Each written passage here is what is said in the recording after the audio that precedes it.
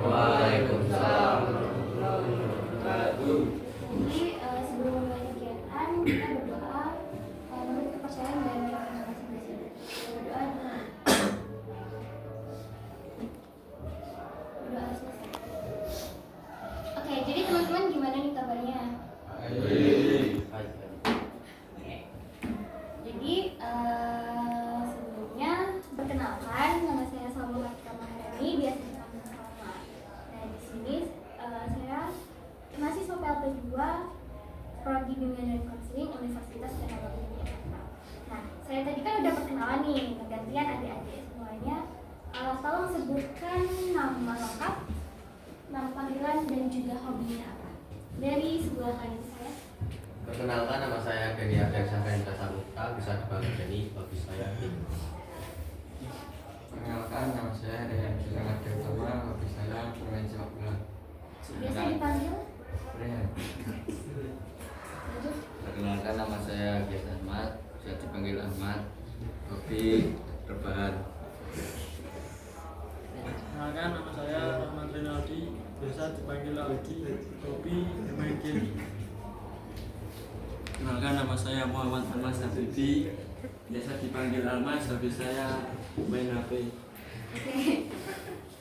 Perkenalkan, nama saya Muhammad Ira Bakani, bisa dipanggil Hobi Maji. Perkenalkan, nama saya Iman Rizky Nurul Mamsak, bisa dipanggil hobi sepak bola. Oke, sepak bola. Perkenalkan, nama saya Rizky Sanjaya, bisa dipanggil Rito, hobi bermain game. Perkenalkan, nama saya Binat dan Maulana, bisa dipanggil Mino, hobi main HP. Perkenalkan, nama saya Lang Maulana Gonzales, dipanggil Lang, hobi main HP. Jadi di sini kita akan melakukan yang namanya kegiatan bimbingan kelompok. Nah, kegiatan bimbingan kelompok ini merupakan salah satu layanan dalam bimbingan dan konseling yang sifatnya adalah pemberian informasi, memberikan pengetahuan baru kepada kalian dalam bentuk kelompok.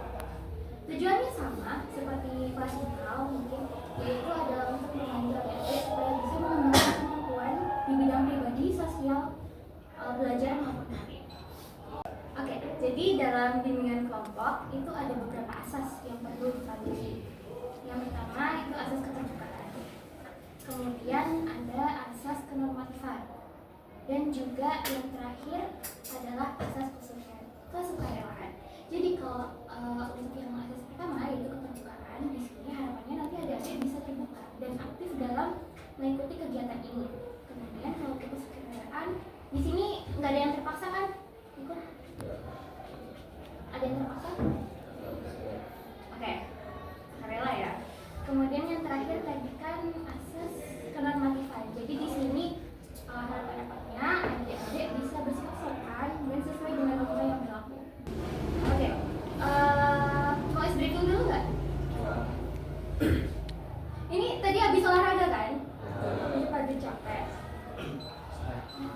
Oke, kita lanjut aja ya, nggak usah breaking ya. Jadi hari ini saya punya materi yang mungkin sedikit menarik buat adik-adik semuanya, yaitu terkait dengan jenis-jenis gaya belajar. Oke, kita langsung ke materi ya.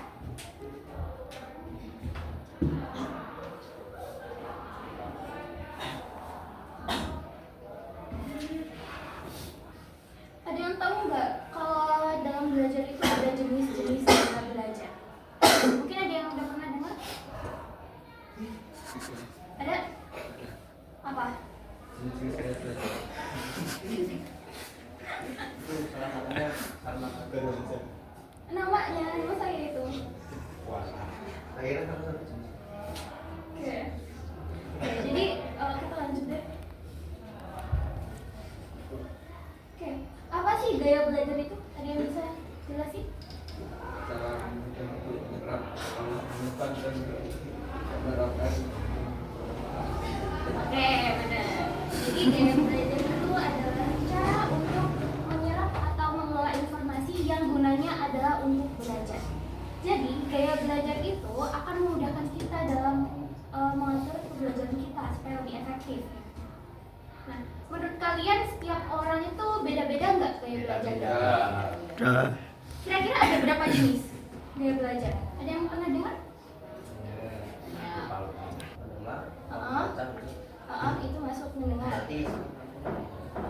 visual. Visual. Oh iya. Visual, terus non visual itu kayak gimana non visual? Tahu. Terus satu lagi apa? Oke, auditory, visual, auditory. Kinestetik. Oke. 3 ya.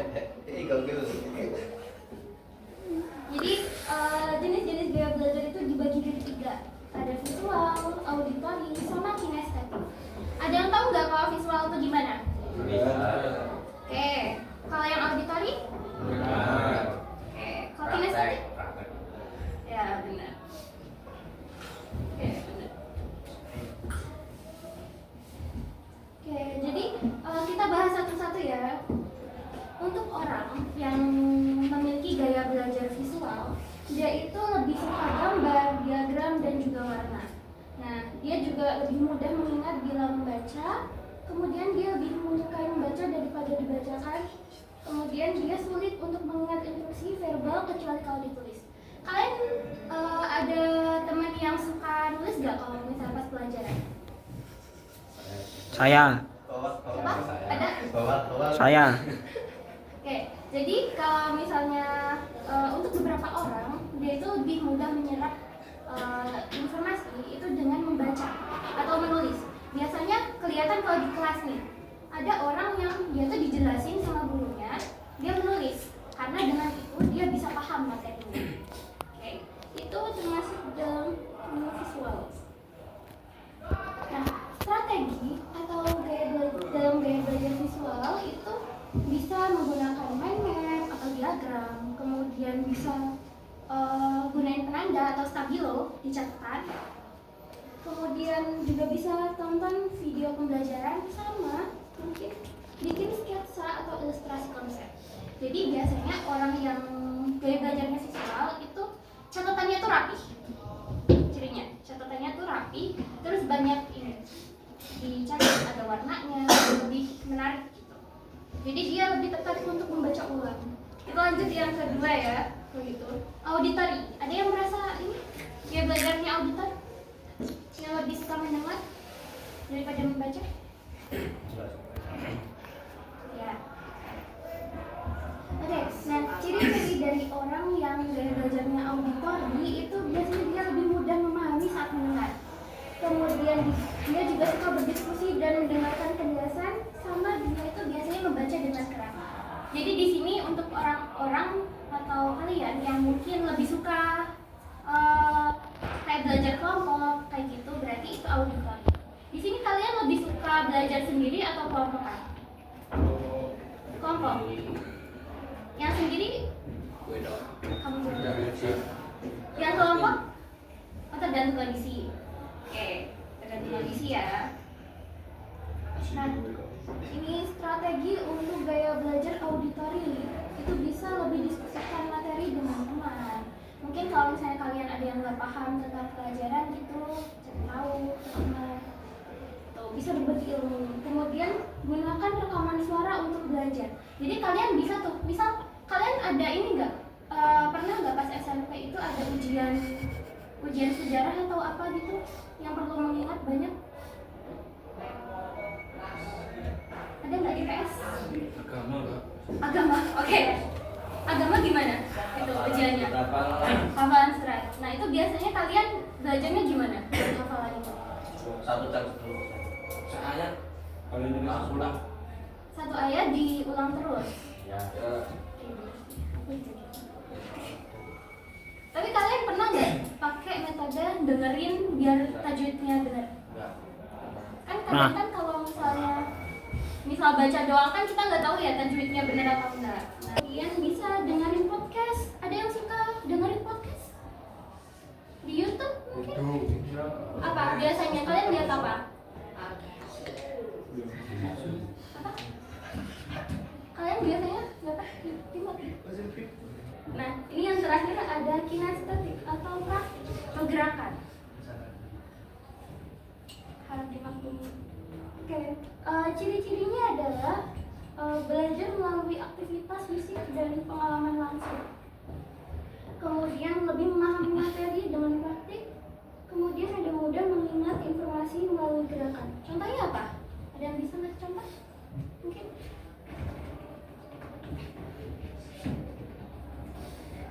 gini.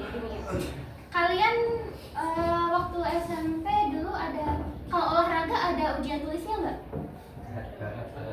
Nah, kalau misalnya ujian tulis itu diteorikan, kalau olahraga diteorikan susah nggak? Lebih susah praktik langsung atau ditulis waktu ujian? Oke.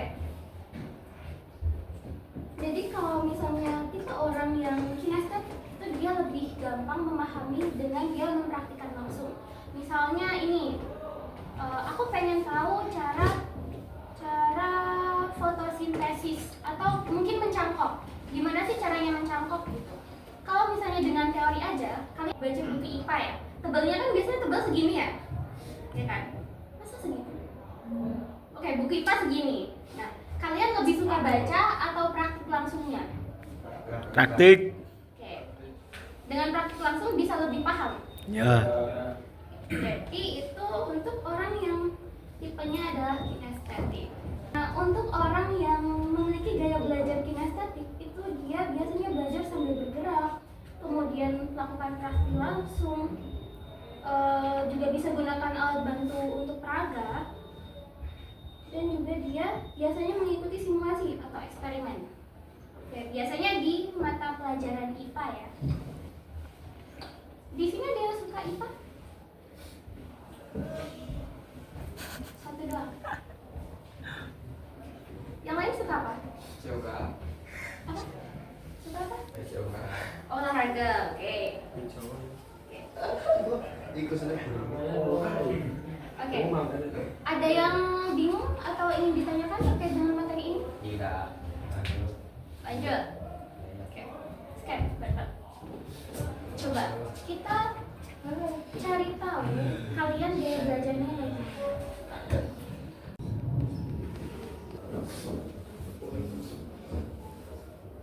Jadi tadi udah ikut tesnya ya. Kita coba review hasilnya ya. Di sini yang dapat visual ada? Angkat tangan. Visual. Oh ya, oke. Yang dapat auditori? Oke. Yang kinestetik?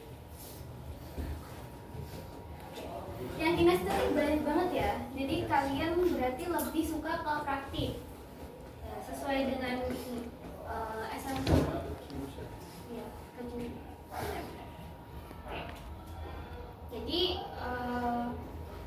untuk kesimpulannya, jadi setiap orang itu memiliki gaya belajar yang beda-beda ya. Ada yang visual, ada yang auditory, atau ada yang kinestetik. Jadi nanti harapannya teman-teman bisa belajar sesuai dengan gaya belajar masing-masing supaya kegiatan belajarnya itu bisa lebih efektif. Kalau misalnya kalian suka visual, berarti kalian banyak mencatat, belajar dari buku. Kalau auditori, mungkin kalian bisa lebih banyak mendengar dari podcast atau mungkin rekaman sendiri. Kalau kinestetik itu berarti kalian banyak praktik nanti ya. Mungkin di sini ada yang mau karena ini kan waktunya udah cukup hampir selesai. Nah, saya minta teman-teman ada yang pesan mungkin terkait dengan kegiatan hari ini. Oke, yang lain ada apa kegiatannya? Oke. Kurang lama, beneran. Oke. Jadi kalau gitu karena materinya udah selesai juga, saya tutup ya untuk kegiatan pada pagi hari ini. Semoga ilmu yang saya berikan tadi